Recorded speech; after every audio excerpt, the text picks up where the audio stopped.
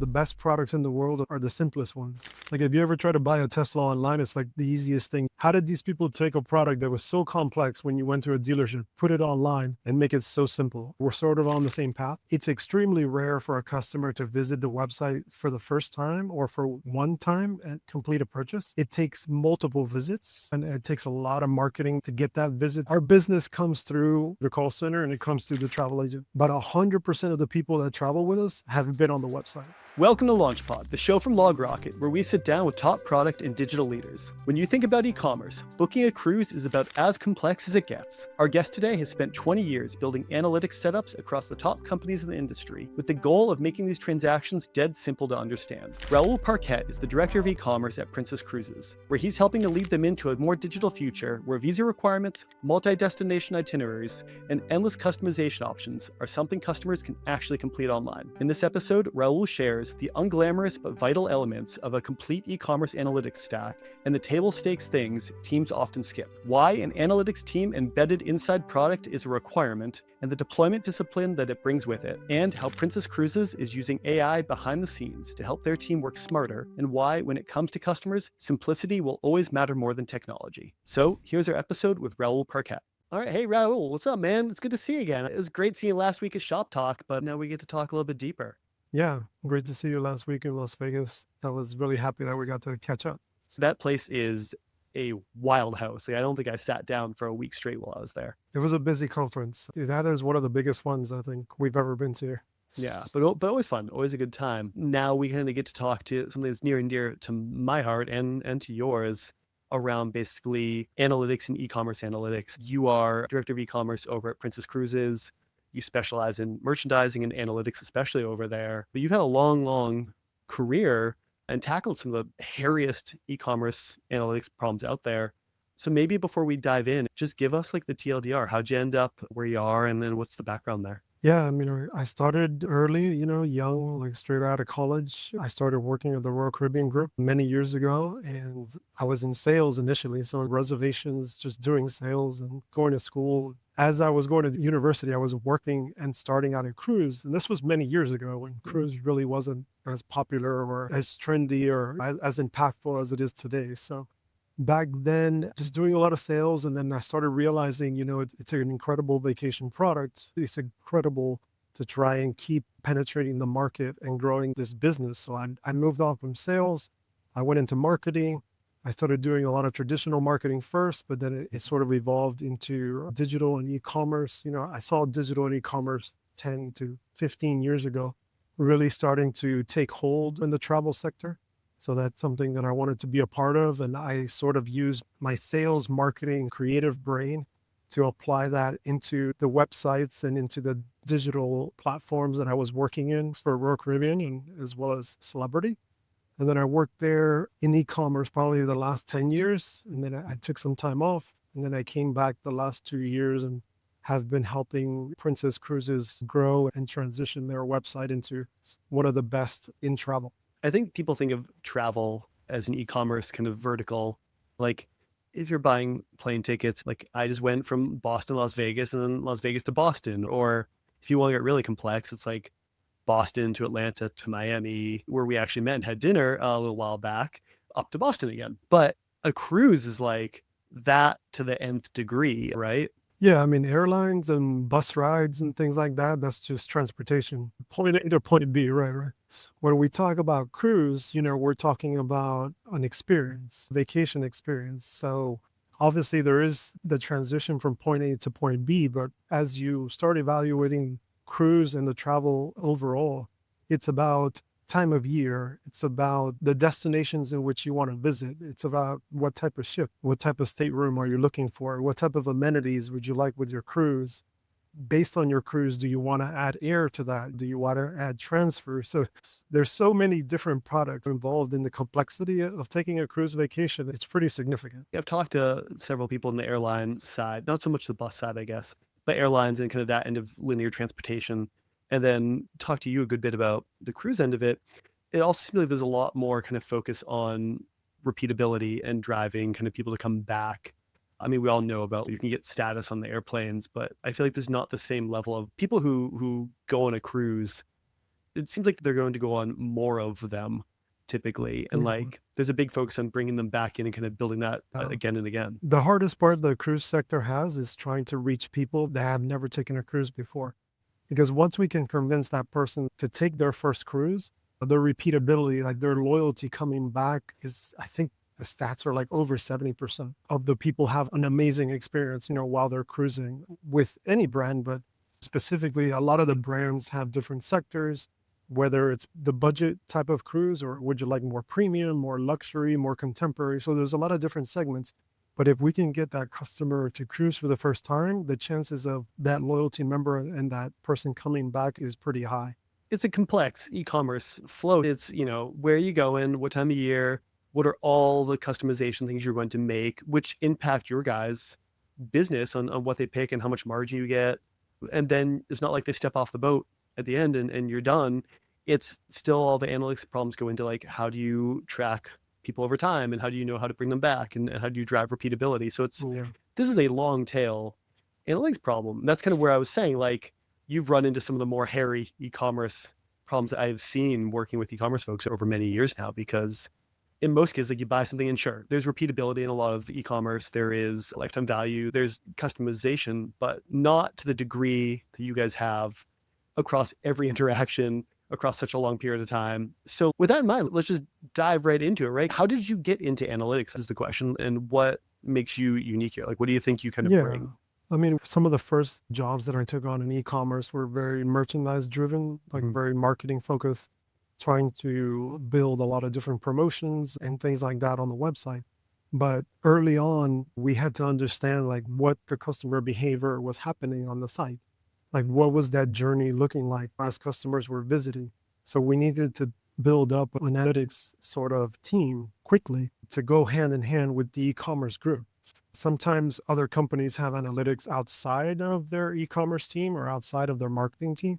That I feel like those are challenges, when that person is not in your sort of like area of the business or not reporting to the same leadership.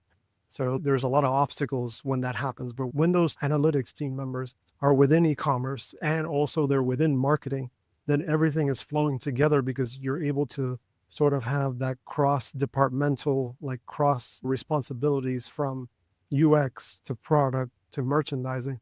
And everyone's working together using the same department for the data. And then everyone has that consistency all the way across those sectors. What does best of breed e-commerce analytics look like, and how do you get there is kind of the thesis of what we want to go through today. So maybe let's start from there, like just team setup, even before you start to implement anything. Yeah. Team setup.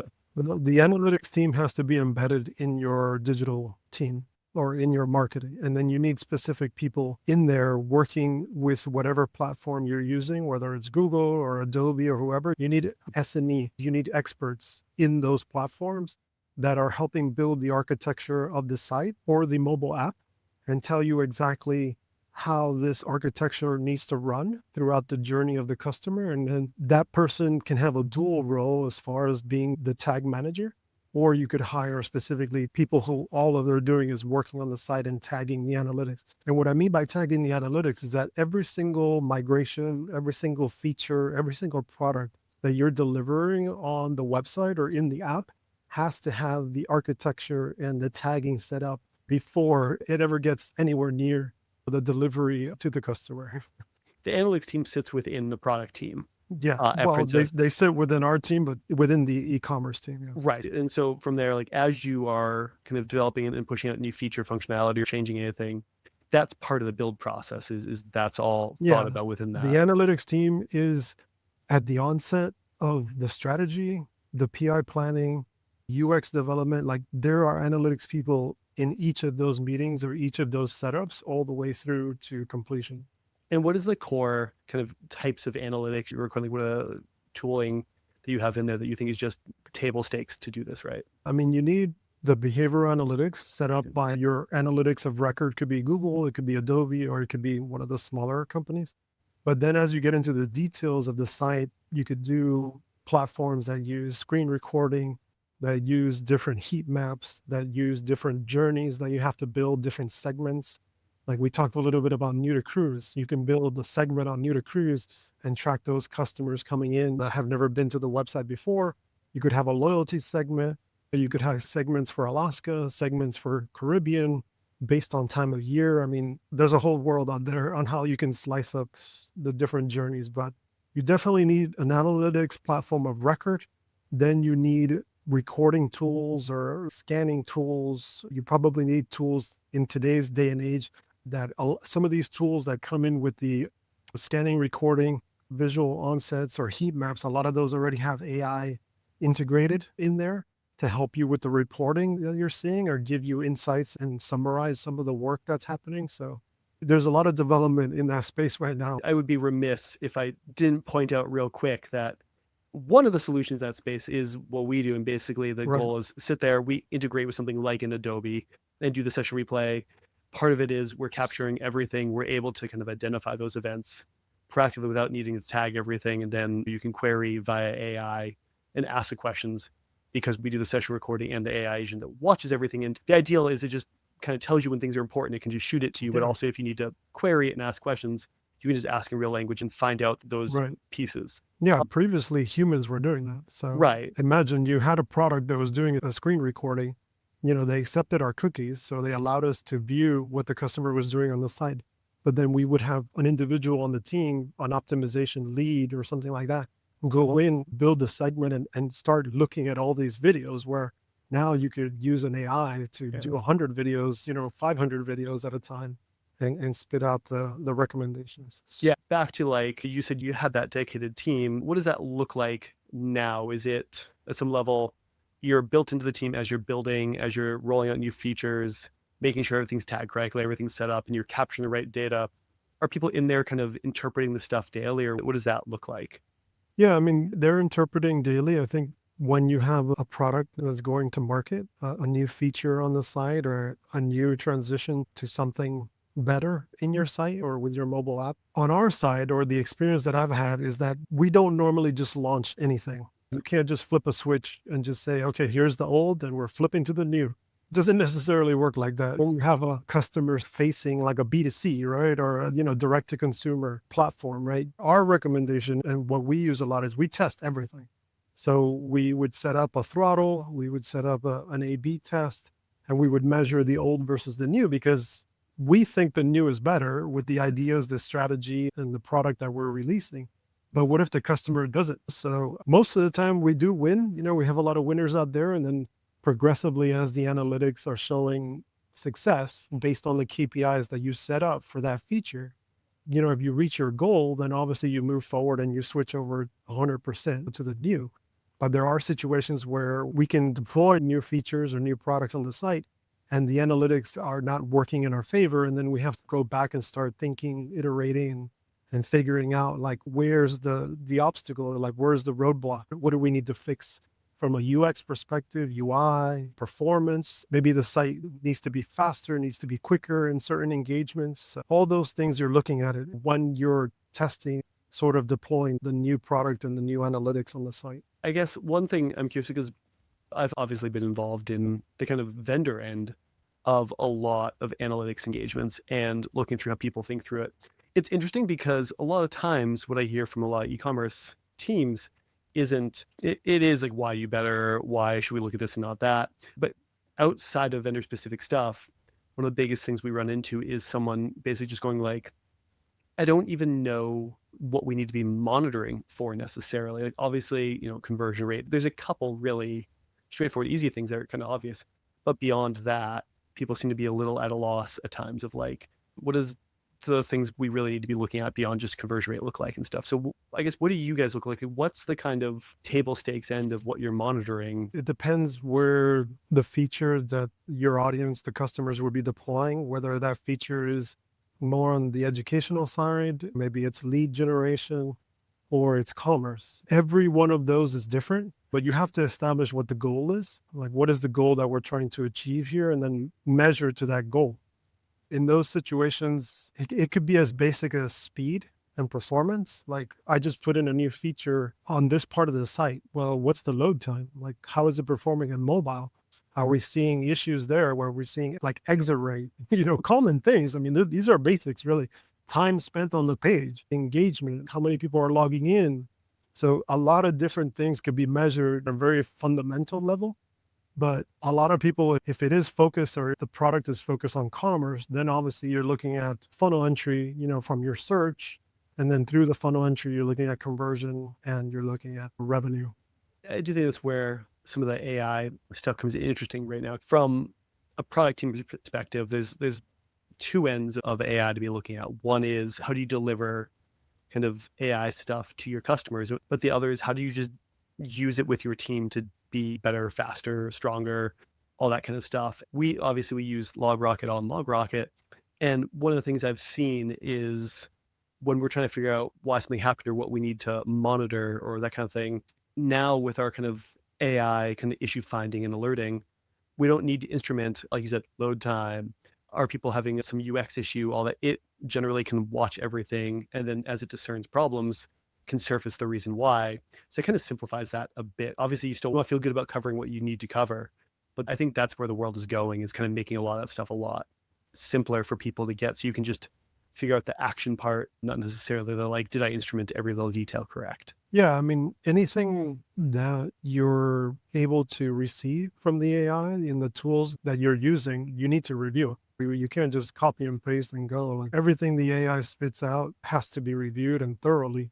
And sometimes the human will have to check it to make sure that it's accurate. I think all of us now in this world are starting to become like prompt experts, like who can like build the best prompts for each of your platforms. But internally, I think over the last 12 months, specifically with my group, we've been injecting more and more, we're a Microsoft outfit when it comes to like business. So Copilot is like integrated in almost everything that we do from a business perspective in the back of the house.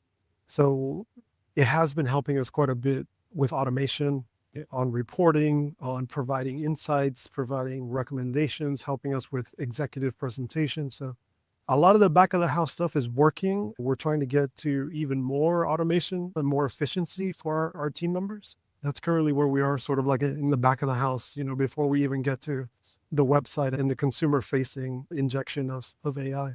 Right. And then just to kind of wrap on kind of analytics and table stakes for teams, kind of talk about like proactively what you want to be doing, but what are kind of like the easy that people maybe skip or that don't realize need to be completed in a certain way? They're just somewhat simpler, somewhat straightforward that they could be solving. What are the easy kind of things that people are missing here? Yeah. I mean, your audience, and I know the work that you guys do are very focused on product. So all the product leaders out there, I would just say your product teams have to have the fundamentals of analytics. Like they must understand how data works on the website or in the app that you're building, because you have to understand what the customer behavior is.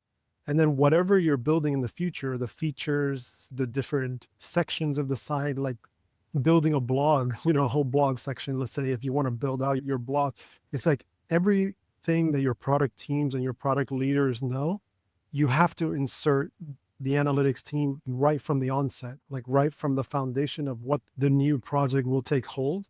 Don't leave them out, because what I see a lot in what I've seen a lot, we've had to go through a lot of education and a lot of training for this in previous roles, is that product will move very quickly based on deadlines they might have or deliveries that they must adhere to. And then one of the things that gets left behind is the analytics build as part of the product. So if you can inject your product team members and collaborate early on with the analytics team and bring them along for the ride, the success of that release will be so much higher than trying to bring analytics in at the end and then not having the right requirements or having to change items based on what that analytics SME said, oh no, but you have to put this tracking here or put this journey there. If that individual was there at the start, a lot of that work could be done prior, before the UX was finalized or any of the development started taking place. One other thing I've seen is just also understanding the completeness of the flow. And because I've seen so many companies that have like a tool that goes here to here, and then it goes from like, A to B, and then from C to D. but you kind of miss the B2C step completely. And it's difficult if you don't have kind of the throughput and clarity of your analytics. Missing that is missing much more than 1/3 of the process potentially. The lack of visibility, you have a lot that falls down there that you're just not Yeah. going to figure out. I mean, usually companies are set up, as we discussed earlier, you have a analytics of record, and that's the one that covers the entire site and it covers the entire app.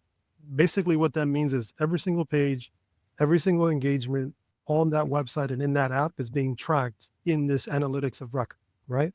You can run reports on Google all day long on different segments, on different areas of the site, and it can tell you everything. The second item is what we talked about, the heat maps, the screen recording, the engagements of where some bottlenecks could take place, like some sort of tool like LogRocket or other that can identify where these bottlenecks are and then understand that, generate repeated results, and then see those insights and provide recommendations on possibly how to solve it now with AI integration, right?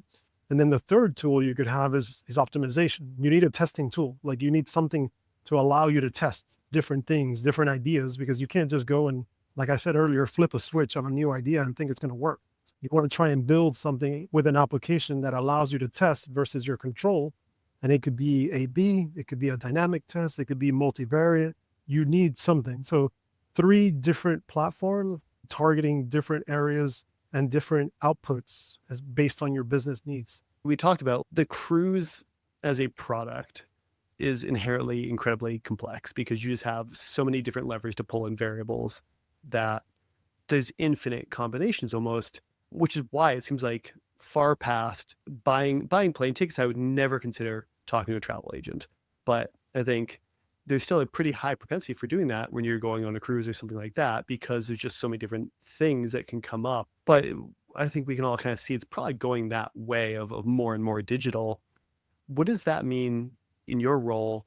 How does that kind of translate to action and what you guys need to do? I assume it has to be simplification, but how do you simplify something that obtuse and complex? That's been my job for a long time. I mean, I've been flying the flag of simplification for cruise. The most amazing things in the world, the best products in the world are the simplest ones. Like if you ever try to buy a Tesla online, it's like the easiest thing you could ever think about. You're like, how did these people take a product that was so complex when you went to a dealership, put it online and make it so simple? We're sort of on the same path.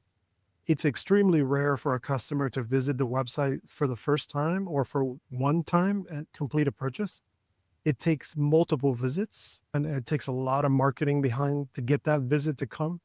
And it depends on the product, because cruises that you sell to the Caribbean online are fairly simple because the Caribbean is a main product destination. It's a very high visible, like high focused area, and it's pretty simple, it's straightforward. When you book a cruise to the Caribbean versus a cruise to Australia or, Europe or South America, that takes a lot of planning and a lot of complexities. So the website has to speak to the customers depending on where they are in their journey and also which products they're looking at and at what time of year. So those are all the different sort of things that we're looking at to try and market and merchandise and provide the right content to the customer at the right time to hopefully get them to convert on the site, or if not on the site, then at least through the call center or through one of our travel partners. I can tell you this much. Our business comes through the website, it comes through the call center, and it comes through the travel agent. But 100% of the people that travel with us have been on the website. So, Right. So no matter what, making that work is vital to everything else working. Maybe it's worth kind of diving into, like, because I have to assume this is like almost anything else. There's always going to be pressure of like, we want to add more choices or more things you can do. And the richness of the experience at some level adds to complexity. On top of that, like you're talking about a product that crosses country boundaries, not just digitally, but physically humans are crossing international boundaries, which we all know how straightforward and simple that kind of bureaucracy can be. So like, how do you handle from an analytics perspective, kind of maintaining that push for simplicity when, and not just from an analytics, but how does an analytics enable you to kind of speak to solutions that maybe aren't as obvious when you're trying to maintain simplicity, but still build out the richness of the choices here? yeah, that's a tough one. So because all the information, all the products have to be on the site. So I'll just give you an example. A 5-night cruise to the Caribbean from Miami or Fort Lauderdale, very simple, very straightforward. You're leaving out of a US port, you're going into the Caribbean, you're coming back, no problem. Going on an Australian vacation or an Asia vacation, you're dealing with airlines. Not only are you booking the cruise, but then you're flying into, let's say, one port like Singapore, and then departing out of another one like Hong Kong. Let's say the cruise is like open-ended. You might need visas in particular destinations. So highly complex. We have all the information on the site. So we build templates and we build models where the product can fit into all of those different steps, all of those different journeys, no matter if it's a 5-night Caribbean or a 21-day Asia cruise. So the template and the product can fit in there. It's just how much content, how much complexity is in those itineraries, and those sort of like, we bring those along, like some of the funnel, some of the bookings in the funnel. When it's very simple, you can complete that booking like in 7 to 8 steps fairly quickly. When it's more complex, it might have a bit more steps because we have to ask more questions related to transportation and passports and visas and hotel stays and things like that. Makes sense. And yeah, because you don't want someone ending up halfway through a trip and realizing they can't get to the next Yeah, I step or mean, something. visas to international countries is one of the biggest questions that we have sometimes with the call center, or questions that we get through the website. Passports, visas, transfers. So like, how do I get from the airport to the port? How do I get back from the port? What type of tours am I going to be able to do in Australia? Things like that. Yeah. And I guess like within all of that, building on top of like the kind of analytics foundation that you guys have, like how has that enabled you to test some of these things or to catch things as they roll out? Like, do you have places where you've seen really good insight has led to good, the ability to try things that turned into good outcomes, or you're able to catch things quicker when they were kind of going south? Because of our model that we discussed earlier, which is the throttle and the A/B testing, we have been able to find areas on the site or new features that were being deployed where things weren't going the way we expected. So we had to iterate. Either we paused the test or we kept the test running and just iterated sort of on the fly with UX to start to understand, where some of the bottlenecks were. The thing about the site is that the website is not equal for all products. Because it's easier to book a Caribbean cruise, a Mexico cruise, or California coastal, maybe something to Bermuda, the easier the product, the better it does on the site.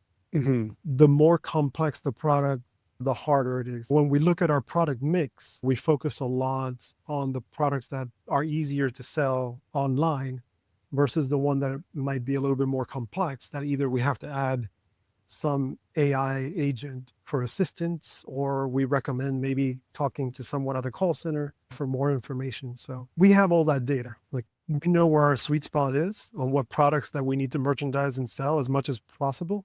But we also can't look away if somebody wants to book a 14-night Australia cruise. Like, You're not going to leave them high and dry. No, we're not going to leave them high and dry, right? So that brings us to a good point, actually, though, because like I think it's easy for us sitting in kind of the tech world, and especially on like where I am, where everything is AI. Everyone wants to know what's your AI thing, from your board to your customers. When you're selling a B2B analytics tool, like digital experience analytics, like we are, everyone's asking about AI and how to use it and blah, blah, blah, blah. I have to assume that no one's asking Princess, like, oh, well, I would book this ticket, but like, first, what's your AI roadmap? But at the same time, I know there is places that the team is using AI to deliver better experiences. Like, how does that work in here? Like, what does that look like when you're not selling something that has to be AI enabled in the same way, where AI isn't the buzzword that it is here? For the audience there, you have to look at it in your business. Are you providing a service? Are you looking for lead generation? Are you looking for email signups, SMS? Are you trying to use AI for commerce, which is, I think we spoke earlier, it's the hardest one of all. So what you're seeing with a lot of businesses across already is that businesses internally are using AI to help their work, their day-to-day work, be more efficient. And that's been happening for several months or over a year already, but it's moving quickly. When you and I went to a conference last week, the whole conference was about AI. Like, Everything was nuts. Every single platform, every single vendor there had an AI something. So to me and a lot of people in business, it's overwhelming because it's hard to understand which one to choose that's going to work well for your business. But what you have to focus on is, okay, some of the easiest things you could do is service, right? Like the AI can help you bring down your service calls if on your website or on your app, you can engage with the customer and answer questions for them that they might have. For us, it's pretty simple. Like what we spoke earlier, do I need a visa to go into Hong Kong? Something like that. Let's say like those questions, like we don't have to generate a call for that when we can address it on the site with an AI agent in a service area, things like that. So service is low hanging fruit. I think a lot of people should be looking at AI tools to help them with service on their website and on their app. Another one is really complex products. So if you have those trips that we talked about to Asia, or a trip where you're combining a cruise with a land tour together, things that need a lot more education, a lot more content, you could have AI inserted in your journey, like in your education journey, or inserted in your blog. Blogs have been the foundation of a lot of value to a lot of companies for many years. And we're seeing, an idea where you could start injecting some AI guides, some AI assistance in the blog area of the site to continue the education of the product for the customer. And then the holy grail, which nobody's been able to crack yet, is how AI can help commerce. Like, how can it help conversion? How can it help search? I haven't seen anyone do it properly yet. There's been a lot of testing in search, in product search, or like for us, cruise search. I don't think I've seen any testing yet in the funnel with AI, because that's highly difficult. But yeah, that's sort of like where we are with different models on how these tools could help. Yeah. And how about like on the analytics side? Are you seeing a lot of movement there where it's enabling the team to understand better Yeah, or anything like that? yeah. In the analytics side, it's helping a lot. It's helping gather data. It's helping build dashboards. It's helping provide insights and recommendations on the segments or the reporting that you're needing.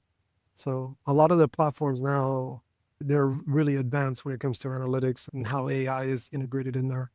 It's interesting because the dichotomy there of, on our end, we have to explain what we're doing with AI and how it's different and how that's solving a problem for them. For something like Princess, the end result, they just want a great vacation and they want you to make it as easy as possible for them. But there's a ton you can be doing. Either they don't care if you say it's AI enabled or not. They just want it to be easy to have a good vacation, but also like a lot of it happens behind the scenes for your team, where it's how do you find better insights? How do you find the stuff you need to find quickly or derive the insights that you need so that you can just create that experience for them magically? It just seems easy to buy a cruise, right? Or like you said, just answer the question on the visa. You don't have to get on the phone and call someone. You can just ask it. But overall, it seems like the one thing that fascinates me more than anything else is all these things change. In the end, the answer is just make a great experience. Make a great experience, make it simple, don't complicate it. We're doing this through a machine. Call centers and travel agents are doing it one-to-one. It's harder when you do it through the website or through the app, but that user journey, that user integration is key. I remember, you were there too, right? Like years ago, the cloud became a huge thing and mobile became a huge thing and all these things. I remember I had a professor in college who was really, really stuck on, we needed to market that a product that we were coming up with had Bluetooth, because Bluetooth was going to be the hook. And like, you look back and you realize in the end, like all these kind of technologies come and go, but just no one cares. They just want their thing where they want it and they want to be able to do that. They want to book the cruise, order your food, get analytics insights. They don't care about your buzzwords. I feel like at some point AI will be another one of those potentially. It's just like, it's assumed. The people who are building the AI industry are moving so incredibly fast, but the customer is not moving that fast, Yeah. Which is We- good. A lot of the businesses and a lot of the platforms will be ready Yeah. when the customer is ready, but the customer is not there yet. We can only move as fast as sometimes as the customer is willing to. And so like, it's good that they're moving quickly. I hear just so many people who are burnt out trying to keep up with what's going on and every new Anthropic update and release and all these things. And it seems like the answer is like, focus on what you can, make the best possible experience for your customer. Do you have to know the difference between Opus 4.5 and Opus 4.6? Probably not. You're probably okay. Cool, man. Well, Raul, it was a pleasure to see you again, dude. Hopefully you won't be a stranger. We can keep in touch. But yeah, hope to see you again soon. Yeah, thank you so much for the opportunity, Jeff. It was great to catch up. Thank you for coming on. Have a good rest of your day. And yeah, we'll talk soon. Thank you.